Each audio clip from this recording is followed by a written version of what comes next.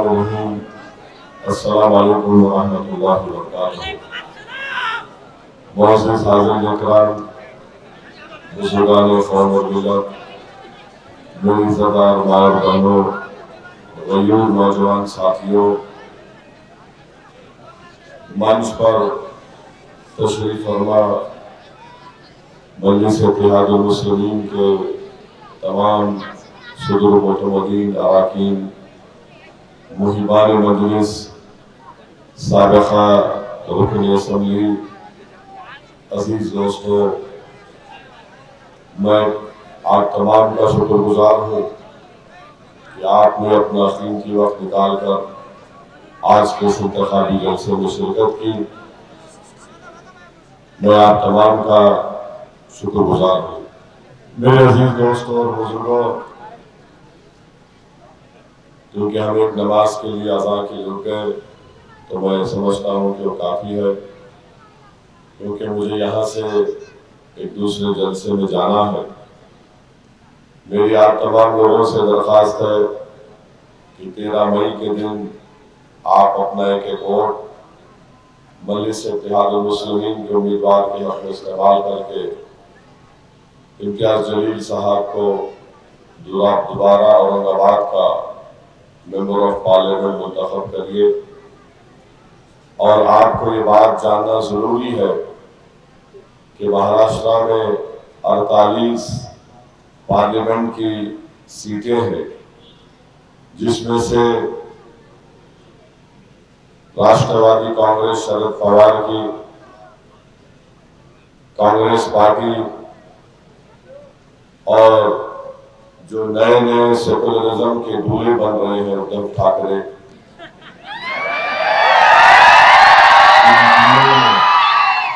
इन तीनों ने मिलकर एक भी मुस्लिम अक़लियत को अपना उम्मीदवार या टिकट नहीं दिया। और खुद कांग्रेस के पुराने नेता ये कह रहे हैं कि हम 1 करोड़ है महाराष्ट्र में और हमारे अलायंस ने किसी एक को भी टिकट नहीं दिया। और अगर पूरे महाराष्ट्र में अगर आप देखेंगे, पूरी ताकत के साथ अगर कोई खड़ा हुआ है जो इन तमाम बातिल ताकतों से मुकाबला कर रहा है, तो उसका नाम सैयद इम्तियाज जलील है। अब 48 में एक रुकने पार्लिमान है, मगर 2 शिवसेना, 2 राष्ट्रवादी चचा और भतीजे की, आधी कांग्रेस और पूरी आरएसएस मिलकर बीजेपी के साथ ये कोशिश कर रही है कि दोबारा इम्तियाज जलील औरंगाबाद का एमपी ना बने। अब आप ये बताइए कि क्या महाराष्ट्र की सियासत में अगर मुस्लिम अल्पसंख्यक समाज की आवाज नहीं होगी तो फिर कौन कैसे कह सकता है कि हर समाज की आवाज भारत की पार्लियामेंट में रहेगी। मेरी आपसे गुजारिश ये है कि इस बात को समझिए। बहुत से लोग आकर ये कह रहे हैं, जो अपने आप को बड़ा अक्लमंद समझते हैं। मेरी नजर में दुनिया के सबसे बेवकूफ यही लोग हैं जो ये कह रहे हैं कि नहीं, ऊपर देखो, दिल्ली का इलेक्शन है, नीचे मत देखो। मेरे दोस्त, ऊपर ही देखना चाहिए, क्योंकि देने वाला ऊपर रहता है और लेने वाला ऊपर वाले से, नीचे वाला ऊपर वाले से देने पर मिलता है। मगर ये क्या बात है कि ऊपर देखो, दिल्ली का चुनाव है, जब यही पार्लियामेंट में मैं और इम्तियाज जलील साहब बैठते हैं और ट्रिपल तलाक के कानून का बिल आया, तो क्या ये राष्ट्रवादी कांग्रेस वाले या जो सेकुलरिज्म के नए दूल्हे जिनको बनाया जा रहा है उद्धव ठाकरे, क्या इन्होंने ट्रिपल तलाक के कानून की मुखालिफत की या तायीद की? तो मालूम होगा कि नरेंद्र मोदी के लाए हुए कानून की तायीद शिवसेना ने की। CAA का कानून लाया गया तो क्या उद्धव ठाकरे ने तायीद की या मुखालिफत की? और वो कानून CAA का जो मोदी कह रहे हैं कि अगर दोबारा आएंगे तो CAA नाफिज करेंगे, NPR NRC के साथ जब नाफिज होगा पूरे देश में, मेरी इस बात को याद रखिए आप कि अगर CAA के साथ NPR NRC आएगा, जब मैंने पार्लियामेंट में अमित शाह से पूछा तो अमित शाह ने कहा कि हाँ ओवैसी जी, इस देश में NPR NRC होके रहेगा। NPR NRC होगा तो सबसे बड़ा नुकसान अल्पसंख्यक समाज के मुसलमानों को होगा, दलितों को होगा, आदिवासियों को होगा, गरीबों को होगा। आपसे कहा जाएगा कि आपके दादा का बर्थ सर्टिफिकेट लाकर बताओ। और जब इस मुल्क में महाराष्ट्र में CAA NPR NRC होगा, मैं औरंगाबाद की आवाम से सवाल कर रहा हूं, क्या उम्मीद कर सकते हैं कि खैरे दौड़कर आएगा? खैरे आकर ठहरेगा और बोलेगा नहीं नहीं नहीं, मैं इसके खिलाफ खड़े रहूंगा? कौन दौड़कर आकर कहेगा कि हम कागज नहीं दिखाएंगे, जो कागज पूछेगा उसके कागज को हम फाड़ देंगे, उसका नाम इम्तियाज जलील और मजलिस होगी। नरेंद्र मोदी कह रहे हैं कि मैं देश में यूनिफॉर्म सिविल कोड नाफिज करूंगा। उत्तराखंड रियासत में, प्रदेश में बीजेपी ने यूनिफॉर्म सिविल कोड को, यकसा सिविल कोड को नाफिज किया। शायद पढ़ने वाले जानते हैं, जानकार बताएंगे कि मैं जो कह रहा हूं सच है। उत्तराखंड में बीजेपी ने जो कानून बनाया, उसमें कानून यह कहता है कि उत्तराखंड के अल्पसंख्यक समाज मुसलमानों को शादी स्पेशल मैरिज एक्ट के तहत करना पड़ेगा, निकाह नहीं होगा, दुल्हन को महरम के महर के पैसे नहीं मिलेंगे, गवाह नहीं होंगे। तो बताओ निकाह कैसे होगा मुसलमानों में? यह कानून उत्तराखंड में नाफिज हो चुका है। अब जब पार्लियामेंट में अगर इस तरह का बिल आएगा तो क्या खैरे उठकर मुखालिफत करेगा? ये इम्तियाज जलील बोलेगा कि मैं इस कानून को फाड़ दूंगा, मैं अपने वजूद को मिटने नहीं दूंगा। कौन खड़ा होगा बताइए पार्लियामेंट में? आप ये बिल लाएगी बीजेपी। बीजेपी कह रही यकसा सिविल कोड उत्तराखंड में नाफिज कर चुके। आप बताइए, आज आकर ये लोग कह रहे हैं कि हमने इंडिया अलायंस बनाया। अरे तुमने बनाया तो फिर हमारे वोट की जरूरत नहीं है तुमको, भारत के अल्पसंख्यक समाज मुसलमानों की। ये सब यही समझते हैं, चाहे मोदी हो, चाहे ये दूसरी शिवसेना शिंदे की हो, या उद्धव ठाकरे की शिवसेना हो, या चचा पवार की, शरद पवार की राष्ट्रवादी हो, या भतीजे अजीत पवार की हो, या कांग्रेस हो। ये सब कभी नहीं चाहेंगे कि महाराष्ट्र में कभी भी दंगरों की, आदिवासियों की, अल्पसंख्यक समाज मुसलमानों की और मराठाओं की एक सियासी लीडरशिप उभरे। ये सब चौधरी बन के बैठे हैं हमारे, ये सब हमारे मालिक बनकर बैठे हुए। इनके दिलो दिमाग में ये है कि हम सब गुलाम हैं इनके, ये हमारे आका हैं और ये जो फैसला करेंगे हम सर झुकाकर इनके फैसलों को मान लेंगे। मगर सुन लो उद्धव ठाकरे, सुन लो शरद पवार, सुन लो एकनाथ शिंदे, सुन लो कांग्रेस के कायदीन और सुन लो नरेंद्र मोदी, अब तुम्हारे फैसलों को नहीं मानेंगे, हमारे मुकद्दर के फैसले हम खुद करेंगे इंशाअल्लाह ताला।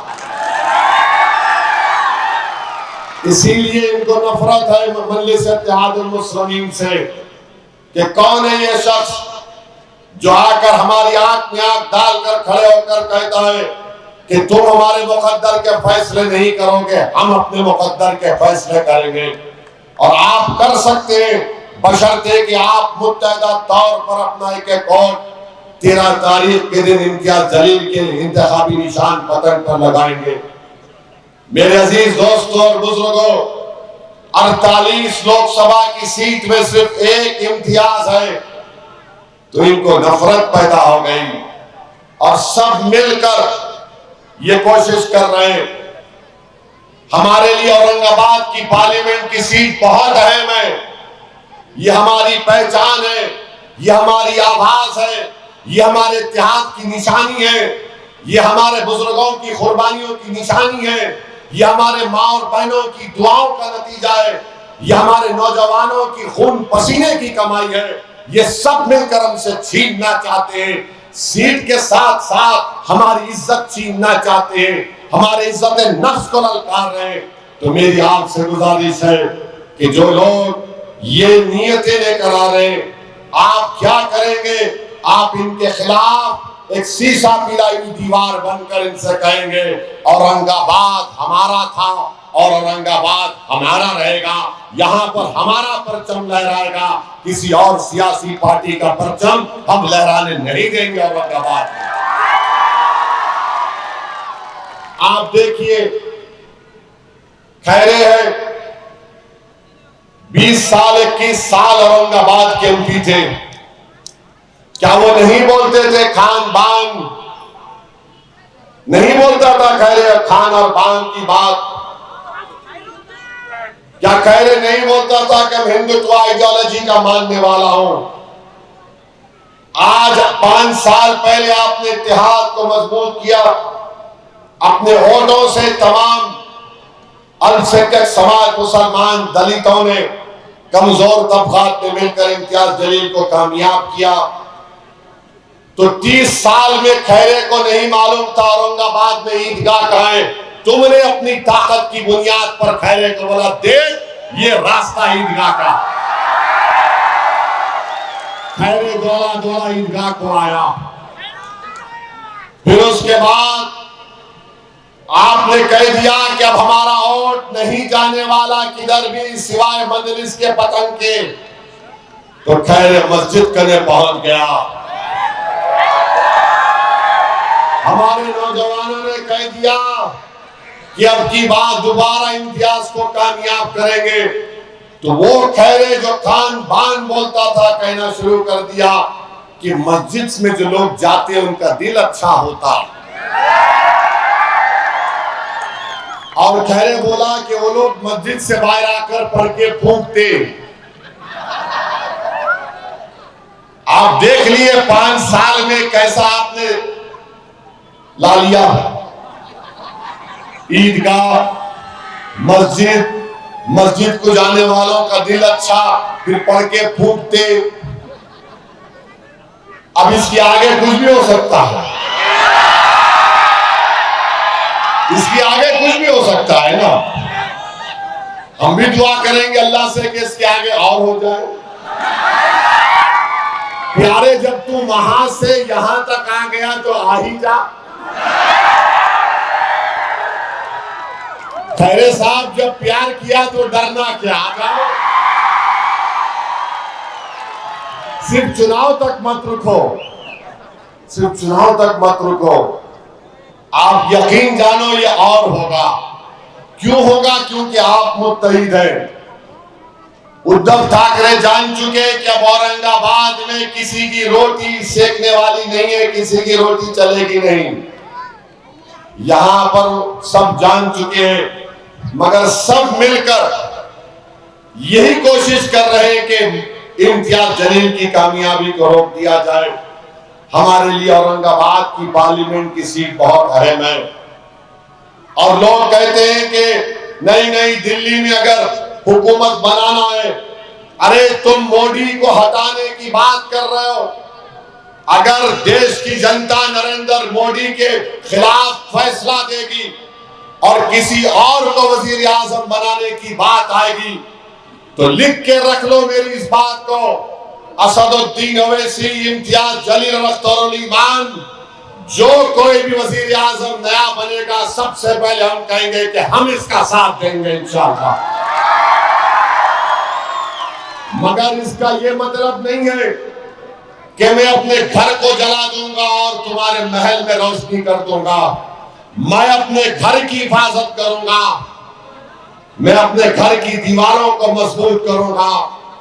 यह हरगिज नहीं हो सकता कि मैं मिट जाऊं और तुम जिंदा रहो। यह होता होगा 30 साल पहले, मगर अब हम मिटने को तैयार नहीं है। हम अपनी कुर्बानियां देंगे तो अपने लिए देंगे, दलितों के लिए देंगे, धनगर समाज के लिए देंगे। तुम्हारे जैसे हुक्मरानों के लिए हम बहुत दे चुके।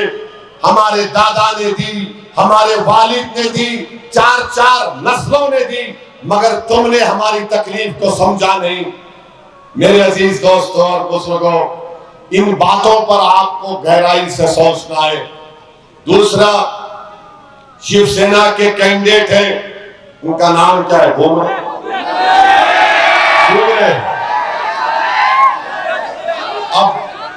अब मेरे को बोले ये कि भूमरे साहब का कारोबार ज्यादा शराब का है। मेरे को बोला क्या है नहीं मालूम है।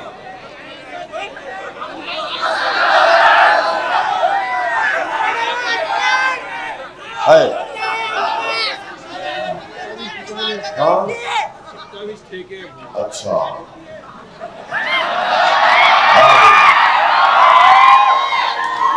वारिस पठान बोल रहे कि 27 दुकान है उनके। मेरे भाई, एक तरफ खैरे, दूसरी तरफ भूमरे और बीच में इम्तियाज जलील का चेहरा है। कभी यकीन नहीं आया तो 2-3 इन तीनों के चेहरे को एक एक करके मासूम बच्चों को दिखाओ। मासूम बच्चे इम्तियाज जलील के चेहरे को देखते कि हंसना शुरू कर दे, उंगली बताएं। मेरे भाई, बचो इन लोगों से। आपने 20 साल खैरे को आजमा लिया। 5 साल का वक्फा इम्तियाज जलील को मिला, जिसमें से 1.5 साल तो कोविड की नजर हो गए। मगर उसके बावजूद भी इम्तियाज जलील ने औरंगाबाद की तरक्की के लिए, औरंगाबाद की डेवलपमेंट के लिए, औरंगाबाद के बेरोजगार नौजवानों को रोजगार दिलाने के लिए जॉब फेयर किए। 15,000 नौजवानों को रोजगार से उनको जोड़ा। औरंगाबाद में पीने के पानी का लाइन का इंतजाम इम्तियाज जलील ने शुरू करवाया। बीजेपी की हुकूमत से जितना इम्तियाज जलील लड़ा कि गरीबों को घर मिलना चाहिए, कहां है स्कीम? तुम सिर्फ फाउंडेशन डाल दिए। और एक बात सुनो, आप जानते हैं कि गाजा फलस्तीन में 35,000 लोगों को जालिम इजरायलियों ने मार दिया। 16,000 बच्चों शहीद हो गए। करीब 12,000 खवातीन शहीद हो गए। 12 लाख लोग बेघर हो गए। पूरी पार्लियामेंट में अगर किसी ने फलस्तीनी और गाजा के लोगों के इंसाफ की बात की और भारत सरकार से मुतालबा किया कि फौरन सीज फायर कराइए और गाजा के फलस्तीनियों को इमदाद पहुंचाइए, उसका नाम इम्तियाज जलील था। क्या खैरे बोलेगा फलस्तीनियों के बारे में? क्या भूमरे बोलेगा? इम्तियाज जलील बोले। पार्लियामेंट का यूट्यूब में देख लो, आप, रिकॉर्ड है। इम्तियाज जलील ने मुतालबा किया तो मौजूदा फाइनेंस मिनिस्टर निर्मला सीतारामन ने बड़ी सख्त एतराज किया और कहा कि किस बुनियाद पर आप यहां पर जिक्र कर रहे हैं गाजा के फलस्तीनियों का। तो इम्तियाज जलील ने कहा कि हम शुरू से फलस्तीनियों की तारीफ करते हैं। महात्मा गांधी ने यह कहा, इन तमाम कायदीन ने यह कहा, यह इंसानियत का कत्ल हो रहा है गाजा में। मेरे भाई, आपकी आवाज पार्लियामेंट में होनी चाहिए। ये लोग क्या क्या नहीं किए। अच्छा, खैरे से कहना चाह रहा हूं, खैरे नहीं, वो नाम नहीं, बाद में के बाद में, उससे पहले कैसा बोलेंगे? नहीं बोल सकते ना। वो ज़ाब्ते की कार्रवाई मुकम्मल पूरा, फिर बोले। अब आप सुनिए, अभी वो मस्जिद तक आ गए, आके बोल रहे हैं पढ़ के फूकते, दिल साफ रहता। खैरे साहब ये बोलो, 6 दिसंबर को गलत हुआ या सही हुआ बोल दो हमको। 6 दिसंबर 1992 को खैरे बोल दो, सही हुआ गलत हुआ। आप बोलो ना, आप नहीं, आपको मालूम है, उनको पूछ लो। वो बोले ना मस्जिद में जाते दिल अच्छा रहता, वही मस्जिद को 6 दिसंबर को क्या किए थे बोलो आप। अब हमारे दुश्मन बोलेंगे देखो असदुद्दीन ओवैसी पुरानी बात निकाल रहा है, 32 साल पुरानी बात। याद रखो, अगर तुम 1528 की बात निकालोगे तो मैं बाबा आदम से जिक्र शुरू करूंगा इंशाअल्लाह। तुम ये मत समझो कि मेरे कान में फूल है, मैं थोड़ा बहुत पढ़ा लिखा हूं, जानता हूं। तुम बोलो खैरे 6 दिसंबर को जो काम हुआ वो सही हुआ गलत हुआ बोलो। अब कल से शुरू करेंगे, देखो ये भड़काऊ भाषण देता। खरगे साहब, सच्चाई बोलना मेरा काम है।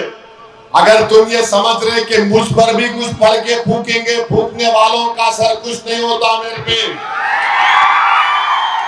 मेरे पास आयतल कुर्सी है, मेरे पास सूरे मुल्क है, यासीन है। मैं पढ़ के फूक दिया तो कुछ हो गया तो नहीं मालूम। ये आम फाट कुछ नहीं चलता हमारे पास। बोलो 6 दिसंबर को क्या हुआ, सही हुआ गलत हुआ। तुम बोलो CAA कानून सही है या गलत है बोलो। आप नहीं, उनको पूछ रहा हूं, वो नहीं बोलेंगे ऐसी बोले ये क्या, ऊपर दे ऊपर दे। तेरे को 20 साल ऊपर रखे, तूने ऊपर रख के क्या किया, सबको बर्बाद किया। अब आज खैरे बोल रहे मेरा आखिरी इलेक्शन, तेरा आखिरी इलेक्शन 2019 में इम्तियाज खत्म कर दिया। खैरे का दी एंड हो, सियासी कैरियर का दी एंड हो चुका है। आपको एक हरकियाती आदमी की जरूरत है। मुझे बता रहे थे कि खैरे जब चल रहे थे, एक आदमी पकड़ के हाथ पकड़ के चल रहे उसका कैसा होगा? अच्छा ये बताइए, मराठा रिजर्वेशन की बात कितने मर्तबा उद्धव ठाकरे की शिवसेना ने पार्लियामेंट में की, सबसे ज्यादा इम्तियाज जलील ने की। जरांगे पाटिल साहब का नाम अगर पार्लियामेंट में कोई लिया तो उसका नाम इम्तियाज जलील। बोलो, कुछ नहीं बोलेंगे। दंगरों का रिजर्वेशन आया तो इम्तियाज जलील ने पूरी तारीख बयान कर दी दंगर समाज की। यह काम मजलिस ने किया। अच्छा खैरे साहब तुम ये बोलो, चलो और एक बात, उद्धव ठाकरे तुम बोलो। खैरे तो नहीं बोलेगा, बोलेगा उद्धव ठाकरे बोलो कि महाराष्ट्र में जो मुस्लिम रिजर्वेशन मुसलमानों को नहीं, मुसलमानों में जो बरादरियों को मिलना चाहिए नहीं मिलना चाहिए बोलो। अरे पूछो ना जी, तुम उनसे पूछो ना, खाली वोट दो वोट दो वोट दो। अरे कितना देंगे तुम्हारे को, मगर हमारी चीजें जिससे वाबस्ता है उसके ऊपर बात ही नहीं करेंगे। इम्तियाज जलील ने औरंगाबाद में 200 करोड़ का दवाखाना बना रहा है हाई कोर्ट जाकर। 20 साल में खैरे ने कुछ नहीं किया। शिवसेना की सरकार है, शिंदे मुख्यमंत्री है, इम्तियाज जलील कोर्ट को गए तो 200 करोड़ का दवाखाना बन रहा है। ये काम 5 साल में इम्तियाज जलील ने किया। अगर और 5 साल इंशाअल्लाह आप और अल्लाह सुब्हानहू व तआला आपके जरिए से दे देगा तो मुझे यकीन है कि औरंगाबाद की पार्लियामेंट की कॉन्स्टिट्यूंसी में बहुत तरक्की होगी, बहुत से काम होंगे और हर समाज को फायदा होगा। इम्तियाज जलील और मंजमैम पार्टी ये नहीं बोलती कि इनका ही काम करेंगे, सबका काम इम्तियाज जलील ने किया, एमआईएम पार्टी ने किया। मेरे इज्जतदार मां और बहनों, मेरी आपसे अपील है कि आप और सब नौजवान अपने वोट का इस्तेमाल करिए। अच्छा, अब आखिरी बात बोल के खत्म करता हूं। हमारे देश के प्रधानमंत्री आजकल तकरीर में बहुत कुछ बोल रहे हैं और इन्होंने अपनी तकरीर में कह दिया कि भारत के 17 करोड़ मुसलमान घुसपैठी हैं, मुस्लिम खवातीन ज्यादा बच्चे पैदा करती हैं और हिंदू बहनों के गले से मंगलसूत्र छीन कर मुसलमानों को दिया जाएगा, ये प्रधानमंत्री ने कहा। हम प्रधानमंत्री को बताना चाह रहे, आप लाख बोल लो, हम घुसपैठी नहीं है। मिस्टर प्राइम मिनिस्टर, हम कब से हैं आपको नहीं मालूम। हमारे अब्बा, जिनका नाम बाबा आदम बोलते हैं उनको, वो जब दुनिया में कदम रखे तो पहला कदम भारत में रखे। पूछ लो उलमाए किराम से। और हमारी अम्मा हव्वा वो जिद्दा में उतरी थी। अब जब अब्बा यहां उतरे तो अब्बा की जमीन में घुसपैठी कैसा बोलते हो मोदी जी? अब्बा की जमीन है ये, अब्बा का बेटा मैं, अब्बा की बेटी, किसी को घुसपैठी कैसा बोलते आप? अच्छा, बोलते हमारी बहनें बेटियां बच्चे पैदा कर रहे। मोदी जी, आपके 6 भाई हैं, अमित शाह की 6 बहनें हैं, आरएसएस के गोलवालकर के 11 थे माशाअल्लाह। ये कुछ भी नहीं दिखता, हम ही दिखते। अच्छा, फिर क्या आप तमाम को ये बात पसंद है? मेरा सवाल आपसे है, क्या आप तमाम को ये बात पसंद है कि आपको हिंदू बहनों के गले से उतरा हुआ मंगलसूत्र चाहिए? कितनों को नहीं चाहिए? हाथ उठाओ। वहां उधर भी हाथ उठाओ। मोदी जी क्या बोल रहे नहीं मालूम। मोदी जी, हम जानते हैं कि आप 75 क्रॉस कर रहे हैं, मगर ये बात मुझे समझ में नहीं आई। अच्छा, ये बोल दिए, अब कल आज कहीं पर बोल दिए, आज कहीं पर बोल दिए कि पूरे विश्व में मुसलमान बदल रहा है, मगर हमारे देश में हिंदू मुस्लिम कर रहे। ऐसा मोदी जी, आप ही तो कर रहे, मुस्लिम मुस्लिम मुस्लिम मुस्लिम मुस्लिम। पीलू खान, इखलाक, मॉब लिंचिंग, गोश्त, अज़ान, हिजाब, धर्म संसद। अरे मोदी जी, आपकी पार्टी की वो निपुण शर्मा ने अल्लाह के रसूल सल्लल्लाहु अलैहि वसल्लम की शान में बकवास बकने की कोशिश की, जेल को आपने नहीं भिजाया उसको। आप ही तो पार्टी की है, आप ही तो कर रहे हैं मुस्लिम मुस्लिम मुस्लिम और बोल रहे सारा विश्व बदल रहा है। और फिर मोदी जी एक टीवी चैनल के इंटरव्यू में बोले, मैं जब गल्फ कंट्रीज को जाता हूं, मोदी जी मेरे को सऊदी अरब से क्या करना है, मुझे यूनाइटेड अरब एमिरेट से क्या करना है, मुझे बहरीन से क्या करना है, मुझे कुवैत से क्या करना है, मुझे कतर से क्या करना है, मुझे क्या करना है? ये मेरी सरजमीन है, ये मेरा देश है, मैं इसी देश में पैदा हुआ और जब अल्लाह के हुक्म से मरूंगा तो इसी जमीन में जाऊंगा। मगर मोदी जी क्या बोल रहे, मैं जब यूएई जाता हूं, मोदी जी आप जितनी मोहब्बत वहां दिखाते ना, उसकी आधी मोहब्बत यहां दिखा 100 दिनों में से। आप देखो, जब कभी नरेंद्र मोदी मोहम्मद बिन जैद से मिले, ऐसा गले मिलते, या हबीबी या हबीबी या हबीबी। सऊदी अरब के मोहम्मद बिन सलमान से मिलते, ऐसा चोर लबा। अरे भाई, आपके पास तो एक मुसलमान को टिकट नहीं देते आप, एक मुस्लिम मंत्री नहीं आपके पास, और मोदी जी हमको ज्ञान बांट रहे हैं। पूरी दुनिया बदल रही है और हमारे देश में हिंदू मुस्लिम कर रहे हैं। मोदी जी आप ही तो करते हैं, आप ही तो करते हैं, आप ही तो शुरू किया ये सब, आप ही तो तारीख में चले जाते हैं। 1500 की बात कौन करता है, 47 की बात आप करते हैं, और आज आप मोदी जी आज ये बोल दिए कि ताले लगा दिए जाएंगे। मोदी जी 86 में ताले आप और कांग्रेस ने खोले थे, आपने खोले थे, कांग्रेस ने खोला था। और ये 400 पार का जो नारा मोदी का है, बार बार मोदी बोलते अब की बार 400 पार। हमारे दलित भाइयों को फिर से कह रहा हूं, जो संविधान बाबा साहेब अम्बेडकर ने बनाया, उस संविधान से मोहब्बत करने वालों से कह रहा हूं, जिसमें मैं भी शामिल हूं, अगर मोदी 400 पार की बात कर रहे हैं तो संविधान को बदलना चाहेंगे, दलितों का आरक्षण खत्म करेंगे, ओबीसी का आरक्षण खत्म करेंगे।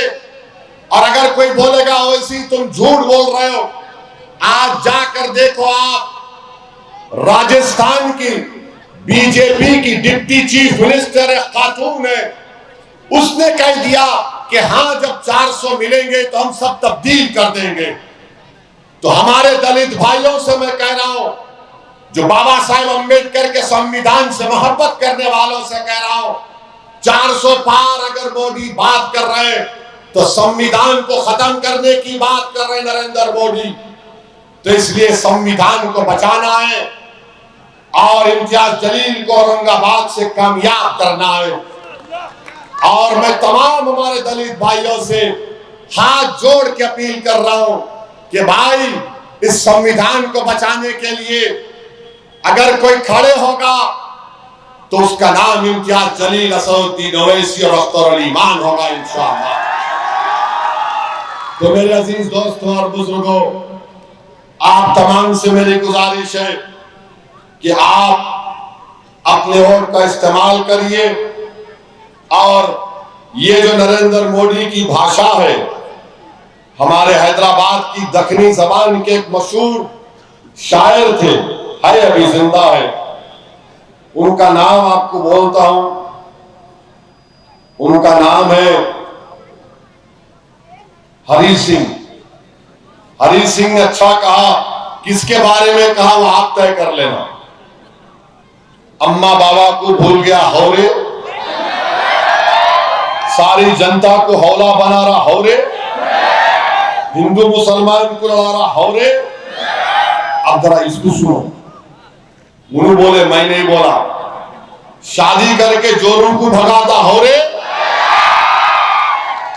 एनआरसी बोल के हमको डराता हौरे, बार बार बाहर का दौरा करता हौरे, जनता के पैसे बर्बाद करता हौरे, कातिल और जानियों को छोड़ता हौरे।